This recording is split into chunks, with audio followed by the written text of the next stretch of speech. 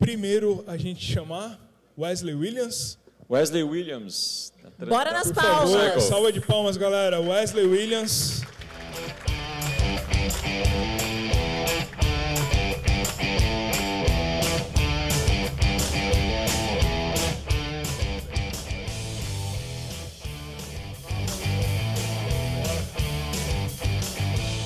Vamos chamar a Nathalie da Nearshore. Uma salva de palmas, galera.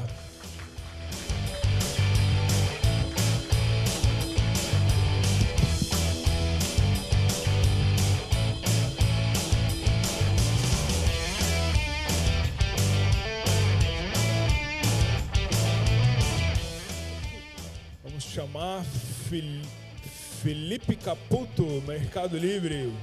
Salva de palmas, galera.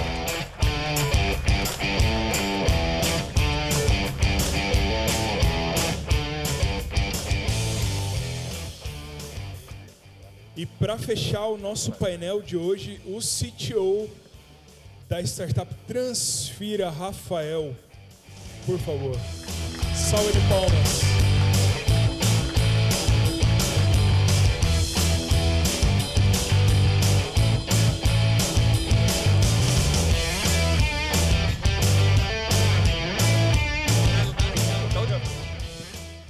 Elton, tá contigo.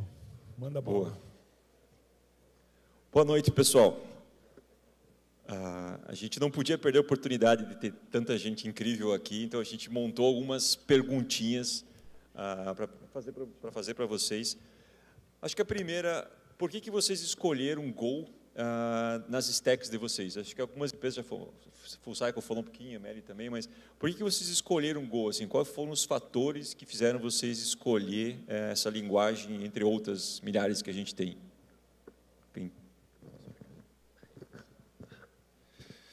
Boa, Elton. Bom, antes de responder o porquê que a gente escolheu o Go na Transfira, a Transfira é uma solução de pagamentos, né? Então, a gente preza bastante por eficiência, por segurança. E no começo da Transfira, em 2016, é onde a gente criou o MVP, em 2017 a gente foi para o mercado, a gente fez de uma forma que fosse o mais simplista e o mais rápido possível, mas também prezando por segurança e por eficiência, né, da forma que a gente tinha conhecimento da stack atual, com Node.js no back-end principalmente. E depois veio escala, né, veio validação do produto, veio fit do produto no mercado. A gente olhou muito para o cenário futurístico de pagamentos e a gente olhou que o mercado de pagamentos estava em constante inovação, né? E com constante inovação, a gente também via uma constante escalabilidade na questão de pagamentos. Então, volumetria alta, segurança alta, e uma das coisas que começou a engargalar nos nossos sistemas, em Node principalmente, era a questão de escala e processamento em paralelo. E quando a gente fala em pagamentos, a gente fala de Banco Central, nosso Banco Central, inclusive, é um dos mais avançados do globo nesse sentido, com o Pix e com outros sistemas de pagamento brasileiro, a gente está falando de um acordo de nível de serviço muito curto, né? Acho que o Elton tem essa vivência lá no PicPay também, e quando a gente olha para a visão da Transfira, a Transfira é uma plataforma de pagamentos, alta eficiência, alta segurança, a gente começou a rediscutir a nossa stack de back-end. E nessa rediscussão de stack de back-end veio-se o Go, né? E o Go já era consolidado no mercado também, e a gente fez benches com algumas outras empresas gringas, empresas do Brasil, olhou também a stack que a gente tinha, o quanto ela é comparável com o Go, a gente viu que era um outro mindset, mas a gente viu também que a curva, né, a curva de aprendizado ela não era tão grande assim. Então, a gente optou por Go, por benches, por escalabilidade, por eficiência e por segurança. Que uma das coisas do Node que a gente tem grandes preocupações é principalmente a gestão de dependências. São muitas dependências. Uma das coisas do Go que já são aprendizados até aqui é também que tem poucas dependências. Então, a gente teve que criar um tooling para conseguir suportar um developer experience cada vez melhor, né? Mas a opção pelo Go se deu em torno da necessidade de negócio, ponto. E também benches que a gente fez, consolidação, e aí a gente vem participando aí dos eventos também para fomentar e poder contribuir um pouquinho.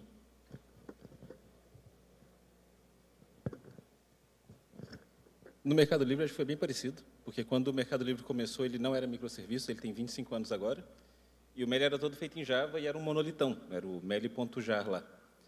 Depois de muito tempo, esse monolito começou a não conseguir escalar, e o Meli começou a olhar para microserviços e começou a escalar os microserviços com Java. E um tempo depois, com as aquisições, também passou a ter Python com microserviços. E ter mais opções, igual você falou, por escalabilidade, o Go estava crescendo muito. E a gente falou assim, poxa, a gente tem que dar mais alguma opção para os nossos desenvolvedores. Então, na plataforma, a gente começou a suportar outras linguagens, o Go entrou bem forte. Teve uma adoção muito grande por parte dos desenvolvedores que tinham essa vontade de trabalhar com a linguagem. Então, ele entrou como opção, não tão direcionada para a gente adotou o Go, mas a gente adotou o Go como opção. Então, cada equipe, quando vai trabalhar, ela vai olhar, poxa, o que é mais importante para mim? Esse projeto ele precisa de escalabilidade, ou ele precisa de reaproveitar alguma coisa que já existe, ou o time tem uma curva melhor para um lado ou para o outro? Então, ter o Go como opção veio bem cedo, e ele foi crescendo, e hoje ele é a linguagem mais utilizada do Meli, por quê? Primeiro, porque a comunidade passou a gostar muito da sintaxe do Go, do jeito que Go é. Porque você escreve Go, você não escreve Go igual Java, ele não é orientado a objeto. Você não escreve Go igual a Python, você não escreve Go igual a Node. Então, o que acontece? Essa adoção ela começou a melhorar, o tooling dentro da empresa começou a melhorar, as comunidades começaram a compartilhar práticas e melhorias que... A gente teve cenários que eu não vou trazer o número, porque a gente não pegou certo, mas APIs que migraram de Java para Go e reduziram 70%, 60% dos custos de instância, de memória, esse tipo de coisa, melhorando também a simplicidade do código ali. E aí, junto com o Go, a gente vem adotando mais linguagens no stack, mas a comunidade de Go lá dentro ainda continua sendo a maior. Massa. Eu quero fazer uma pergunta para todos aí, a gente volta nessa. Legal a gente viu, é legal porque vocês deram motivos bem racionais, né? Não foi paixão só, não foi só porque eu gosto de Go, acho que é legal ver que o negócio está alinhado, isso é bem bacana. E o que vocês veem, assim, a gente está falando com devs, né? Vocês vão contratar, vocês vão procurar pessoas desenvolvedoras em Go, que diferenciais técnicos, assim, a gente sabe que soft skills conta muito, mas diferencial técnico, assim, o que vocês veem que chama a atenção quando vocês estão lendo o currículo ou entrevistando, especialmente para a gente que é de Go? Tem algum ponto assim, que vocês conseguem lembrar? E depois, para o Wesley, você está, do outro lado, está educando as pessoas. Assim. Queria que você complementasse depois que eles respondessem. Lógico, você tem empresa também, mas queria também a tua visão de educador. Assim. O que você está vendo que complementa isso? Sabe? Posso começar, que a gente conversou bastante sobre isso? Não, pode falar. Mas o que a gente conta muito, e a gente contrata muita gente para trabalhar em Go que não conhece Go. Então, você quer aprender, igual a gente viu no gráfico aqui no começo. Eu tenho interesse, eu sou novo. Isso não vai te impedir de conseguir uma vaga no Meli, por exemplo. Porque o conhecimento da linguagem é uma coisa muito fácil de ensinar para as pessoas. Ela vai aprender isso no dia a dia, bem tranquilo. Agora, para pessoas que já têm mais experiência em Go, o que é importante para a gente, o que a gente observa? Que nem a gente comentou agora, o paradigma de Go ele é muito diferente de Java, ele é muito diferente de Python, ele é muito diferente de Node. Então, quando você vai conversar com alguém e ele vai começar a escrever código Go, você não quer que ele escreva um código Go igual a Java. Você não quer que ele escreva um código Go igual a C, você não quer que ele escreva um código Go igual a Python. Então, quando a gente vai contratar alguém que não tem muita experiência em Go, isso não é tão importante porque a gente sabe. Ele vai entrar, a gente vai começar a mostrar as coisas e tudo bem. Agora, quando ele já tem experiência, aí sim, a gente vai querer ver, poxa, como é que você modela os seus pacotes? Quando que você usa Package Level Function e quando você usa Struct? Porque isso é importante. Porque senão você vai começar a criar uma complexidade enorme tentando trazer design pattern, tentando trazer conceitos de orientação a objeto, para um cenário que você não tem herança, você não tem polimorfismo. E se a gente já acostumou com isso e tenta usar isso, a gente acaba quebrando o padrão do Go para fazer uma coisa que a gente queria, mas não é o padrão da sintaxe. Fora isso, para quem tem experiência, a concorrência é uma coisa super legal, só que a gente não cobra sempre, porque depende do projeto. Não vou te cobrar que conheço um montão de concorrência para um projeto que não precisa. E outras coisas também é quando já está habituado a fazer testes de integração, ou criação de biblioteca, ou separação de código em layers, que não é tão parecido com MVC ou com outras coisas, porque o Go te dá esses pacotes e esse package oriented ele faz a gente pensar de outra maneira na hora de escrever o código. Em relação ao Go é isso. Na parte de contratação aí entra outras coisas, como system design, arquitetura e tudo, que já não afeta tanto.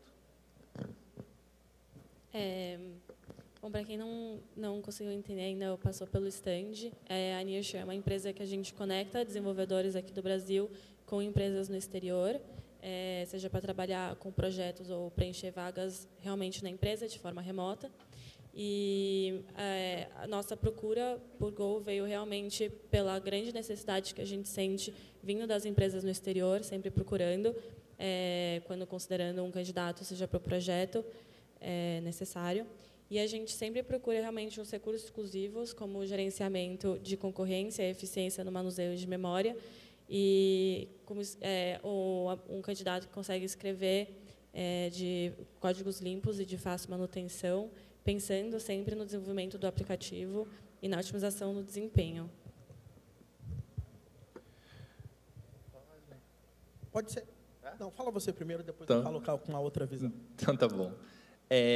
Na Transfira, como eu comentei ali no começo, a gente fez uma transição de Node para Go, onde a nossa capacidade do time, os engenheiros que a gente tinha no time, eles não tinham conhecimento com Go tão deep assim. E foi uma mudança de mindset total, assim, né? Mas o que a gente viu é que a gente conseguiu fazer um tooling muito bacana dentro de casa para conseguir ter um desenvolvimento bom no dia a dia. E isso envolveu uma decisão de várias libraries, assim, libraries de teste, HTTP e outras que a gente tinha que decidir. E aí, uma das coisas mais legais que, para mim, eu tenho como aprendizado dessa migração de Node para Go. E um ponto antes importante comentar, né? A nossa linguagem padrão no back-end é Go. Então, uma das coisas, como a gente é uma startup, né, a Transfira é uma startup enxuta, a gente tem basicamente 20 pessoas no time de tech, para a gente é super importante otimizar ao máximo o tooling para conseguir compartilhar isso dentro de casa. Então, eu particularmente, eu presenciei uma migração muito suave de tecnologia, onde ficou cada vez mais evidente esse ponto que o Felipe comentou, e que o Elton também reforçou sobre soft skills, sobre conhecimento mais agnóstico de engenharia como um todo, e não de linguagem em si, né? Sobre a paixão por resolver problema e não ficar apaixonado pela solução. Então, quando a gente busca profissionais em Go, por mais que a nossa empresa esteja mais focada em Go como um todo no back-end, a gente não busca conhecimento específico com Go. A gente busca conhecimento holístico de engenharia, paixão por engenharia, e soft skill, para mim, é maior do que hard skill. Então, criatividade, comunicação, desejo por aprender mais sobre o negócio, sobre inovar, sobre, ser criativo em resolver problema que, poxa, se a gente olhasse de uma primeira vista, ia ser super, talvez até impossível a depender do conhecimento que a gente tenha, mas olhando depois com as ferramentas que a gente tem hoje, é acessível. Então, eu acho que é mais em torno disso, independente do nível, a gente olhar de uma visão mais holística e não só por tecnologia. Opa! Bom, falando com quem trabalha diretamente nas duas pontas, né? Eu acho que a gente na Full Cycle, a gente tem, como que eu posso dizer, um privilégio muito grande de estar conectado muito com os desenvolvedores, com os nossos alunos, mas também com as empresas. A gente atende muitas empresas. Eu acho que muita gente aqui provavelmente trabalha em empresas onde o Full Cycle está lá dentro por alguma parceria ou porque os próprios funcionários acabam contratando os nossos cursos. Por outro lado, o que eu vejo também? Tem o lado, como ele falou, ele não está atrás também da paixonite pelo hype da linguagem. No final do dia, o cara é CTO, o cara quer negócio, o cara quer resultado na empresa. Mas eu acho que o Go, principalmente quando a gente está falando agora em empregabilidade, ele acaba juntando as duas pontas. Por quê? Porque nós, desenvolvedores, não adianta, por mais que a gente fala, vamos pensar no negócio, vamos pensar no sei lá o quê, a real é que todo mundo gosta de programar e acha muito louco você compilar um binário e o negócio rodar bom pra caramba. Por outro lado, quando a empresa vê que ela vai reduzir custo operacional, que ela vai entregar melhor, que ela vai conseguir ter mais segurança, né, e que a migração é muito mais suave, a empresa vai falar assim, bom, eu vou reduzir custo, eu vou ser mais eficiente, eu vou ter menos risco. E tem um monte de gente querendo aprender essa parada, vamos junto, né? Então, eu acredito que o nível de maturidade que o Go ele tem hoje, ele traz segurança para a empresa, e eu acho que, pela adoção das grandes empresas estarem utilizando o Go, os próprios desenvolvedores, eles começam a fazer o quê? Poxa, deixa eu aprender essa parada, porque cada dia nasce uma linguagem de programação, cada dia tem um framework novo. A questão é, por que eu vou no momento da carreira que eu estou hoje, eu já sei Java, eu já sei PHP, eu já sei Python, por que eu vou aprender mais uma linguagem de programação? Por que eu vou gastar mais esse tempo do que eu vou gastar esse tempo para ficar com a minha família, ou para jogar videogame, ou qualquer coisa desse tipo? Então, quando as pessoas começam a perceber que as empresas estão começando a adotar Go, mas, ao mesmo tempo, as empresas começam a perceber que, cada vez mais, existem desenvolvedores interessados naquela tecnologia, acaba dando esse fit aí. É um pouco aquela história, quem nasceu antes, o ovo ou a galinha? As empresas estão adotando o Go porque os desenvolvedores começaram a programar em Go, a empresa viu que é bom, ou as empresas começaram a falar que Go é bom porque dá mais segurança, porque tem um Google, e daí os desenvolvedores colocaram. Eu acredito que é um sistema que retroalimenta, e no dia de hoje, eu acredito que todo mundo já fica mais confortável e não é mais uma linguagem estranha ou necessariamente um hype. Eu acho que em 2015, quando eu comecei a mexer com Go, sim, era porque era um nerd querendo aprender mais algo que você não tinha a mínima ideia se ia dar certo ou não. Hoje em dia, tem 1000 pessoas aqui falando do mesmo assunto, então provavelmente isso se tornou relevante. Tem uma frase bem famosa acho que é o Paul Graham, ele fez o paradoxo Python, né? Quando o Python começou, falou, tem pouco programador Python, mas os que têm um perfil de pesquisador, de correr atrás. Então, é o paradoxo, você não tem devs, mas os que têm são muito bons porque eles querem ir atrás. Então, é mais ou menos um pouco o que a gente falou aqui, né? Eu queria pegar um pouco sobre, talvez tenha muita gente aqui, algumas pessoas aqui que estão começando na carreira, estão vindo para Go agora, e meio que nos últimos anos meio que se criou uma lenda, assim, que só tem vaga para programador Go sênior. Como é que vocês veem isso? Vocês veem que isso é uma lenda? Ou vocês todos contrataram ou estão contratando? Como é que você vê as vagas? Assim? Tem vaga para júnior? Tem vaga para quem a gente está começando? Eu tenho uma opinião sobre essa resposta, mas queria ouvir a versão de vocês. Como é que vocês veem isso? Isso é uma lenda ou isso já foi ou ainda é? Como é que tem essa divisão assim? Eu acho que tem bastante empresa assim que acaba priorizando sênior, né, na contratação, mas eu acho que também não é universal.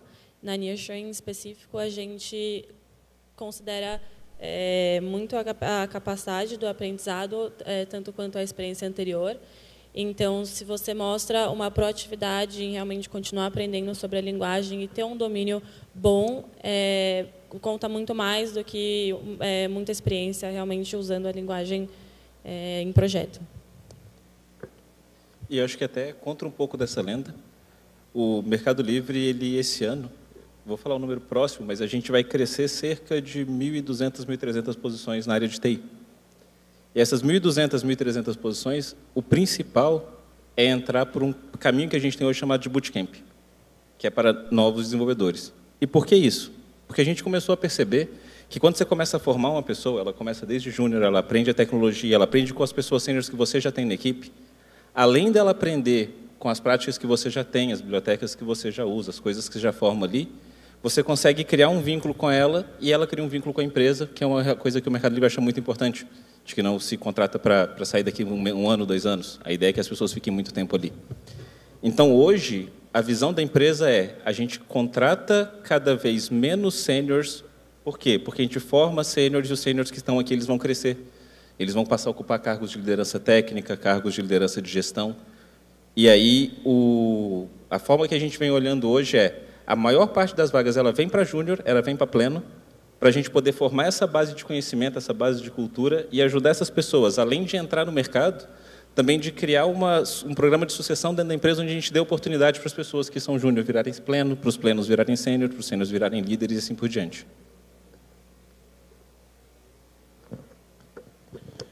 Eu gostaria de complementar, acho que Mercado Livre é uma empresa, né, uma empresa muito grande. A Transfira já é uma empresa de 60 pessoas e quando a gente fala uma empresa enxuta, a gente geralmente tem esse sinônimo. A empresa enxuta tem que ter Dev Senior, porque Dev Senior, resultado mais rápido, etc, etc.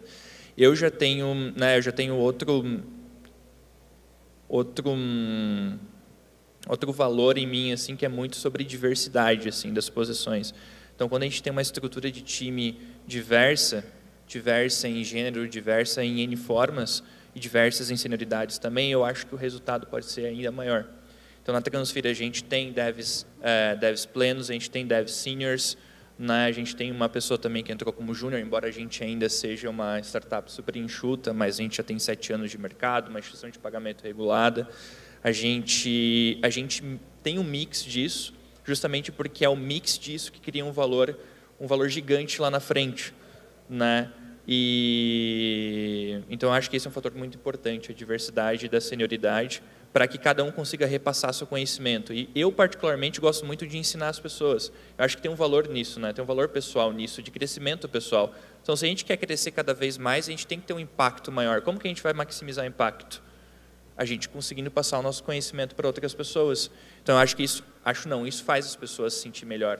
Então, um sênior que consiga ensinar outras pessoas é essencial.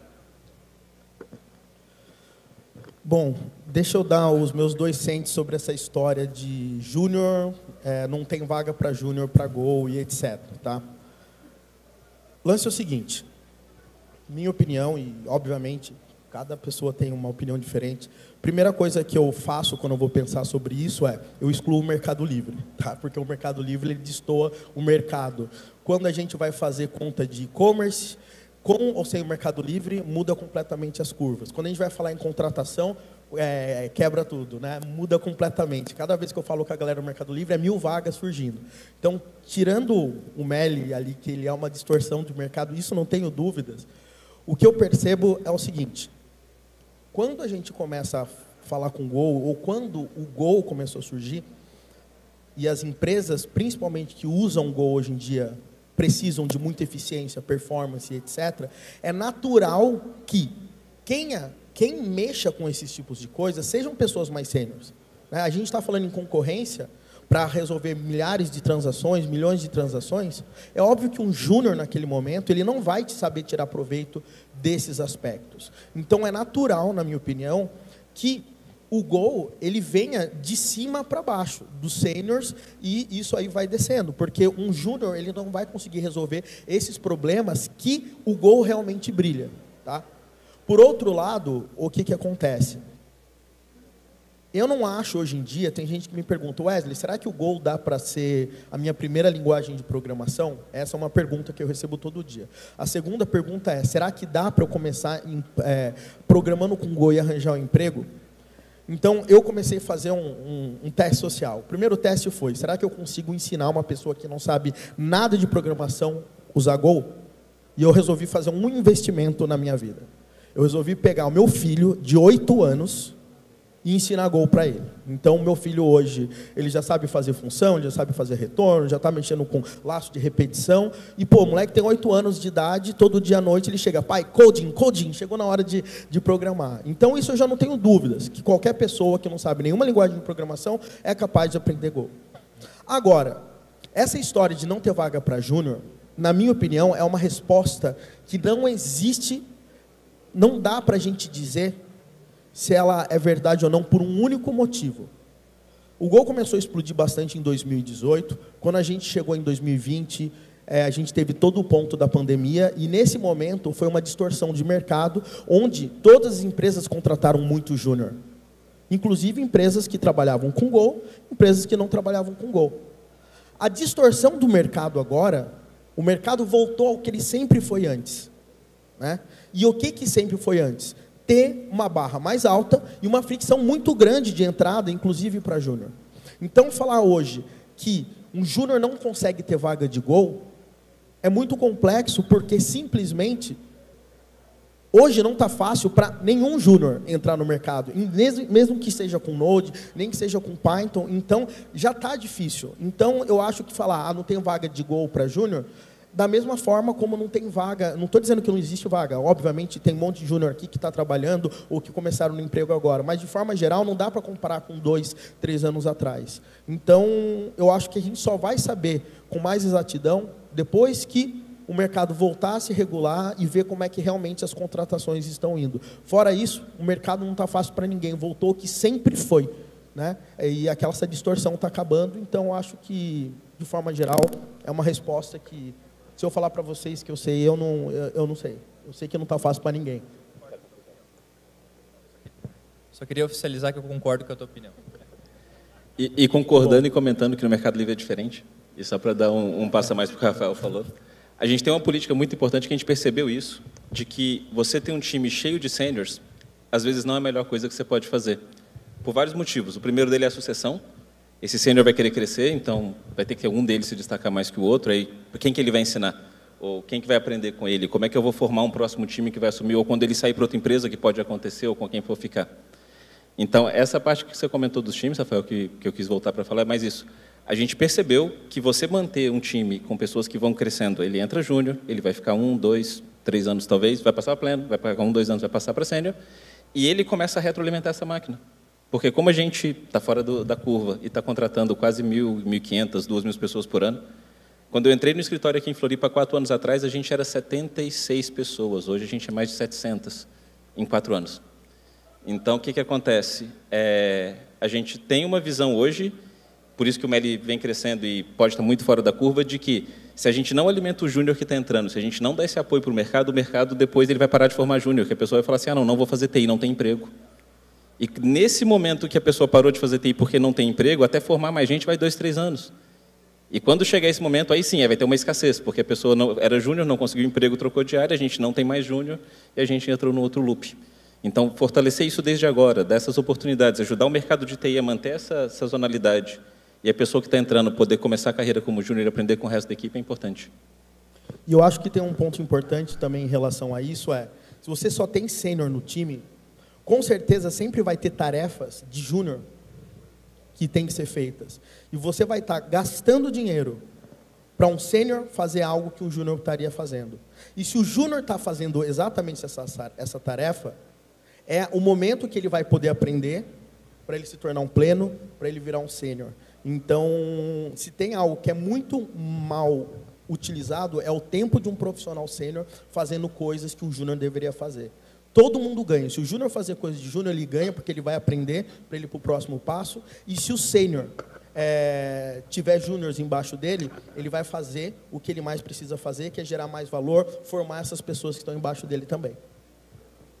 Show de bola. A minha opinião era muito parecida com o teu, Wesley. Eu acho que o Go brilha onde os problemas são complexos. Então, é complexo. Então, por isso que, às vezes, tu acaba tendo mais pessoas atacando busca, concorrência, essas coisas. Cara, a gente gostaria de abrir para perguntas do público. Alguém tem alguma pergunta para fazer? Nem terminei de fazer a frase e já levantaram a mão lá. Então, tem.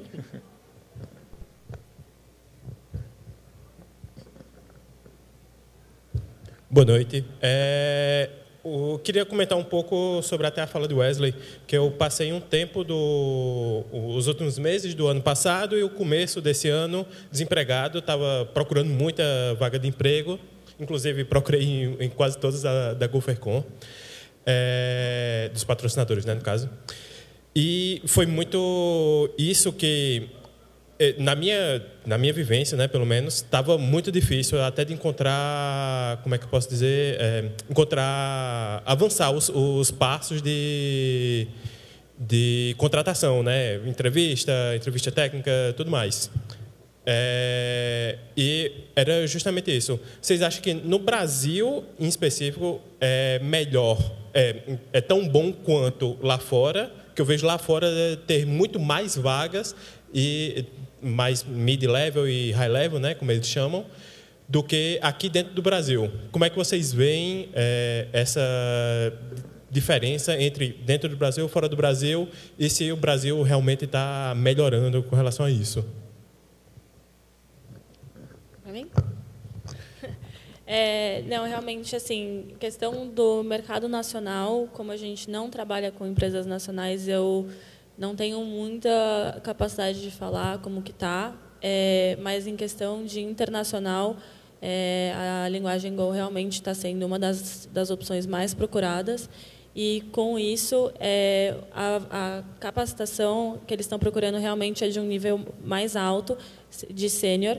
A gente acaba tendo muito mais vaga disponível para sênior do que para pleno e júnior.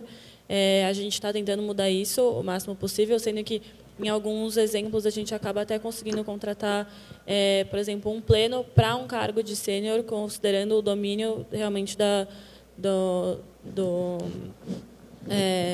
do profissional, mais do que o tempo de experiência, mas eu concordo que de novo, não tenho tanta capacidade para falar aqui do mercado nacional, mas do internacional a procura é realmente de um nível mais alto de sênior ou pleno do que júnior.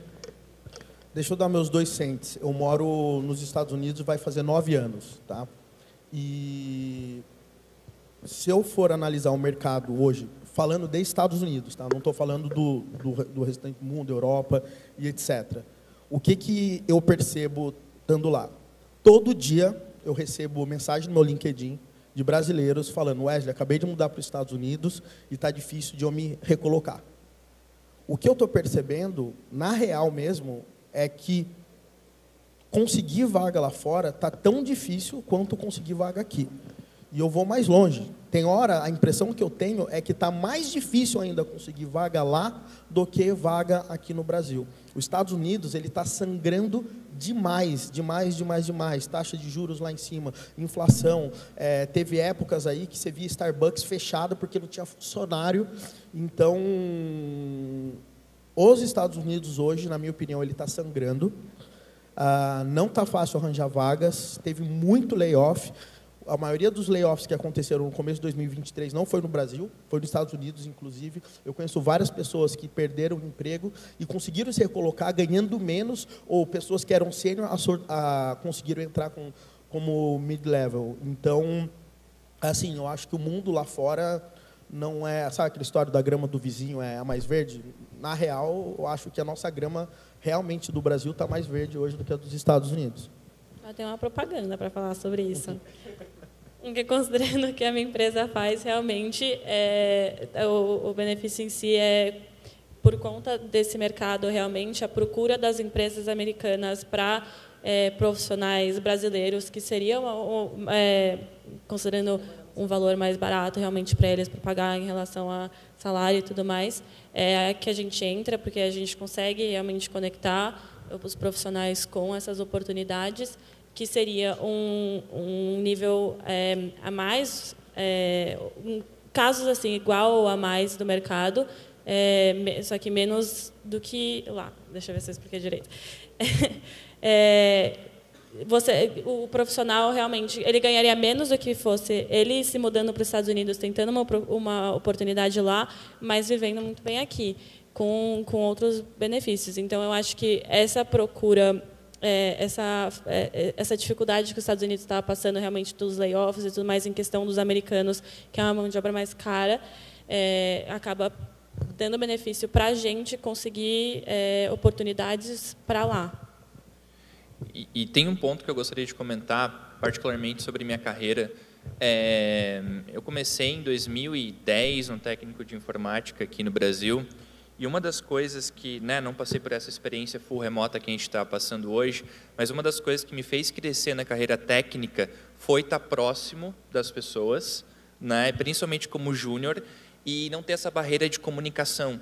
Então, eu acho que isso tem muito valor hoje em dia quando a gente pensa, poxa, tem uma oportunidade lá fora, eu estou começando minha carreira, tá, legal, tem uma oportunidade lá. E a barreira de comunicação? E o próximo que tu vai estar? O quanto tu vai investir nessa arrancada da tua carreira agora? Porque eu acho que é o momento que tu mais tem que estar próximo, sabe?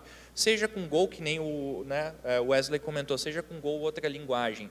Eu acho que tu já vai ter uma inserção no mercado, tu já vai ter um aprendizado de engenharia de software ali como um todo. Mas, ao mesmo tempo, e a barreira de comunicação, e a proximidade, como que vai ficar isso para ti? Então, acho que é um ponto de escolha que tu tem também que colocar uma variável que tu tem que colocar de escolha em cima de, cara, qual que é a rampagem, qual que é a velocidade que tu quer de rampar para tu aprender, solidificar teu conhecimento e depois você, eventualmente, ir buscar alguma posição, fora do Brasil. E no Brasil tem posições muito boas, inclusive, tá? O Brasil é um país muito bom. Eu moro aqui e gosto daqui, embora o Wesley more lá nos Estados Unidos. Mas gostei do ponto de vista do Wesley também. Eu só acho que eu posso contribuir com isso. Eu me formei aqui no Brasil, já fui para fora também, mas eu acho que para essa rampagem é importante dar uma atenção a mais nisso. Eu acho que uma coisa que conta muito no que você falou é que o crescimento que a gente teve em 2020, voltando da parte do Wesley ali, já pego a tua também, que a tua foi bem legal. Mas o que aconteceu? Muita empresa cresceu, muita empresa inchou, e ela percebeu que era um desespero coletivo, vamos dizer, que todo mundo achou que ia precisar de mais gente, e chegou uma hora que viu que não precisava. Por sorte, no Meli, que nem você falou, está fora da curva, a gente não teve layoff, não teve demissão, estamos crescendo mais.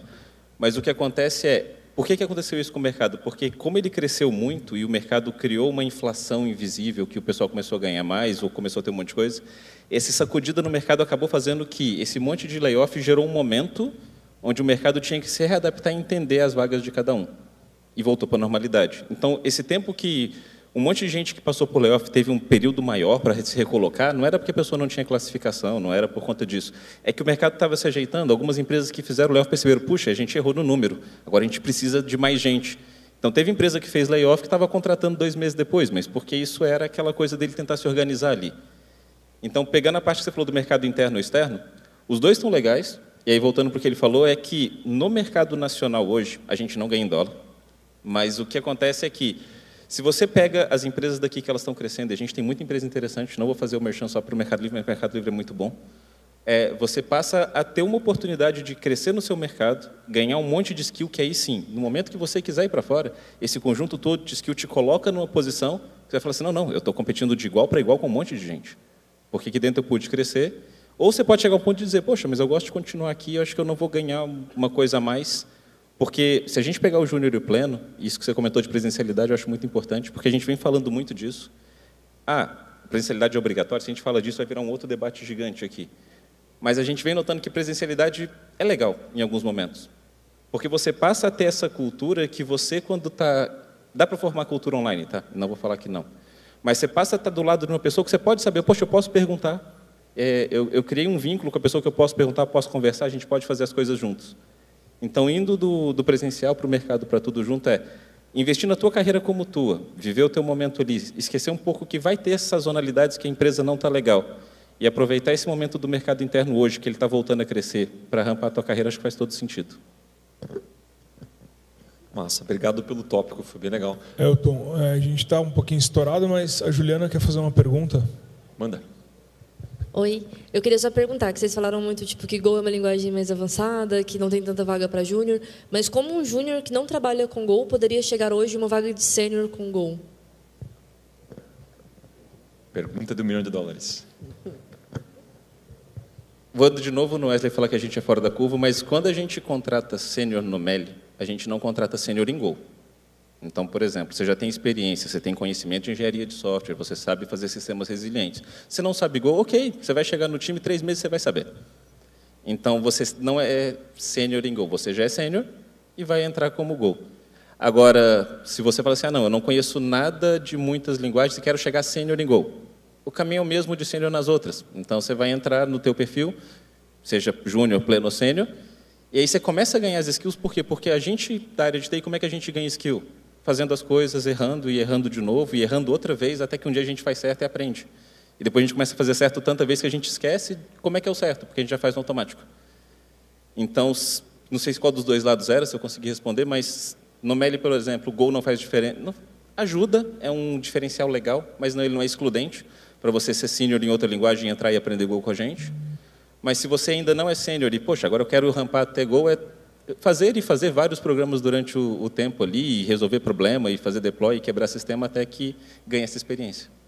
E eu acho que tem uma coisa que é interessante, é o seguinte, às vezes a gente fica pensando tanto no Go, né, e principalmente da galera que está começando, tem 1, 2, 3 anos de experiência, falou uma coisa que faz todo sentido. Como que eu consigo ser sênior em Go?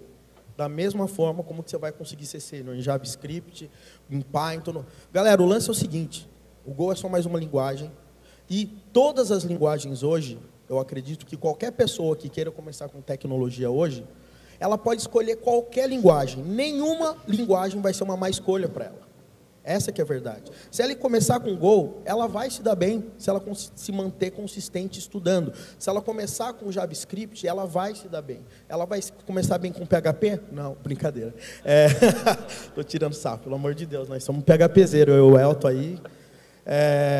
Ela vai se dar bem, porque todas as linguagens hoje chegaram num nível de maturidade tão bom que você consegue ter entregas. Tem mercado que está mais consolidado, tem Java, .NET, sempre vai ser isso, Python para dados? Sim, Mas eu não acho que tem como errar nos dias de hoje. Qual é a melhor linguagem para começar? Para mim, dane-se, a gente está num evento de Go, ótimo, vamos começar com Go. Mas eu não acho que isso vai fazer você crescer mais rápido ou mais devagar na empresa. O que vai fazer você crescer mais rápido ou devagar é você estar do lado de pessoas muito boas para você conseguir aprender com ela. Não dá para pegar atalho.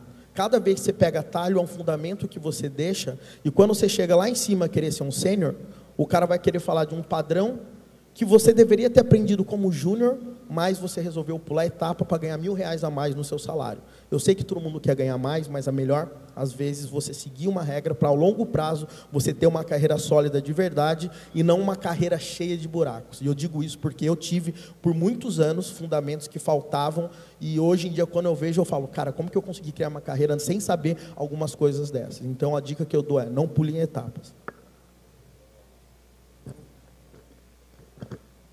Não dá para ser sênior de 2 anos em Go. Não dá. Não tem atalho. Nem em Python. Galera, a gente já está esgotando o nosso tempo. Queria agradecer por vocês estarem aqui. Muito legal, foi muito bacana. Obrigado por todo mundo que perguntou, que esteve aqui. Obrigado. Uma salva de palmas, pessoal.